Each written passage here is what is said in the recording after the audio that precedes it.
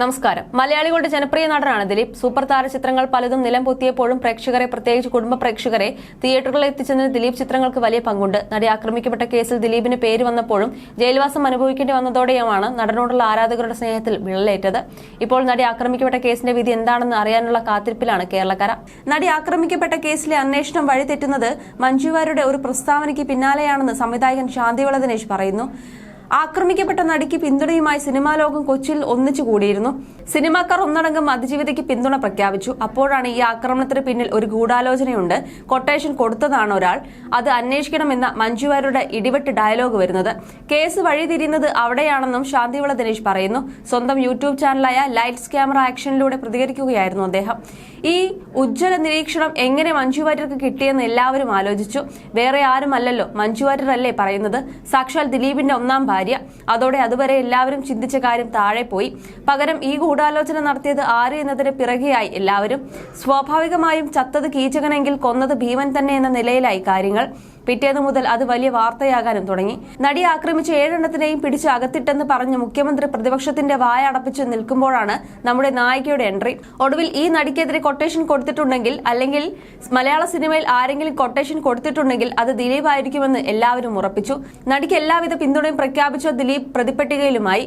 ഞാൻ ദിലീപിന്റെ പേര് പറഞ്ഞിട്ടില്ലെന്ന് അതിജീവിത ആ സമയങ്ങളിൽ വളരെ മാന്യതയോടെ പറഞ്ഞിരുന്നുവെന്നും ശാന്തിവള ദിനേശ് വ്യക്തമാക്കുന്നു. അതിജീവിത അങ്ങനെ പറഞ്ഞപ്പോഴും മഞ്ജു വാര്യർ തിരുത്താനൊന്നും പോയില്ല. ഈ സമയത്താണ് WCC ജന്മം കൊള്ളുന്നതും മുഖ്യമന്ത്രി നേരിൽ കാണുന്നതും. അതിന്റെയും നേതാവ് ദിലീപിന്റെ മുൻഭാര്യയായിരുന്നു. പത്രങ്ങളിലും ചാനലുകളിലും ഈ സംഘടന അവർ അർഹിക്കുന്നതിന്റെ 100 ഇരട്ടി പ്രാധാന്യം നേടി. പ്രതാപിയായ കാലത്ത് സഹായിക്കാതിരുന്ന ദിലീപിനെ ഒതുക്കാൻ കിട്ടിയ അവസരം ചില മാപ്രകൾ നന്നായി ഉപയോഗിച്ചുവെന്നതാണ് അക്കാലത്ത് കണ്ട വിരോധാഭാസം. കലാഭവൻ മണിയുടെ മരണമടക്കം പലതും ദിലീപിന്റെ തലയിൽ വെച്ചുകൊടുക്കുന്ന സംഭവങ്ങൾ വരെ ഉണ്ടായിരുന്നു.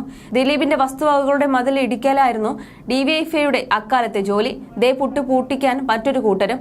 ചാലക്കുടിയുടെ സിനിമാസ് സർക്കാർ മുമ്പോട്ട് കയ്യേറിയാണ് നിർമ്മിച്ചതെന്ന് പറഞ്ഞ് ഒരു കൂട്ടരും. ദിലീപിന്റെ ദാമ്പത്യ ജീവിതം പരാജയപ്പെട്ടതിനെക്കുറിച്ച് മുൻപത്തെ ഒരു കൊടികുത്തിയ സിനിമാ മാധ്യമ പ്രവർത്തകനടക്കം രംഗത്ത് വന്നിരുന്നുവെന്നും ശാന്തിവള ദിനേശ് ചൂണ്ടിക്കാണിക്കുന്നു. ഒരാൾ വീണപ്പോൾ, അല്ലെങ്കിൽ ഒരു വ്യക്തിക്കെതിരെ സംശയം ദൃഷ്ടി വന്നപ്പോൾ എന്തെല്ലാം വിരോധമാണ് തീർത്തത്.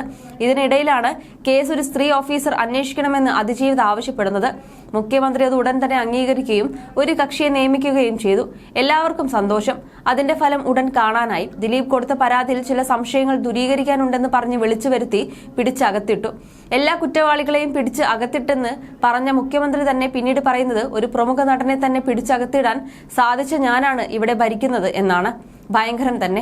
85 ദിവസം ജയിലിൽ കഴിഞ്ഞപ്പോൾ ദിലീപിന് സ്വാഭാവികമായും ജാമ്യം കിട്ടി. കേസ് കോടതിയിലെത്തിയപ്പോൾ ഒരു പെൺ ജഡ്ജി വേണമെന്ന ആവശ്യം നടി ഉയർത്തിയപ്പോൾ അതും അംഗീകരിക്കപ്പെട്ടു. അപ്പോഴും അതിജീവിത ദിലീപിന്റെ പേര് പറഞ്ഞിട്ടില്ല. എന്നെ നശിപ്പിക്കാൻ ആരൊക്കെ ഒന്നിച്ചു നിന്നോ അവർ ശിക്ഷിക്കപ്പെടണമെന്ന് മാത്രമാണ് അതിജീവിത പറഞ്ഞിട്ടുള്ളതെന്നും ശാന്തിവള ദിനേശ് കൂട്ടിച്ചേർക്കുന്നു. You're watching me on metromatney.com. metromatney.com. Subscribe for more videos. Subscribe for more videos. Subscribe here for more videos. Subscribe now. Thank you.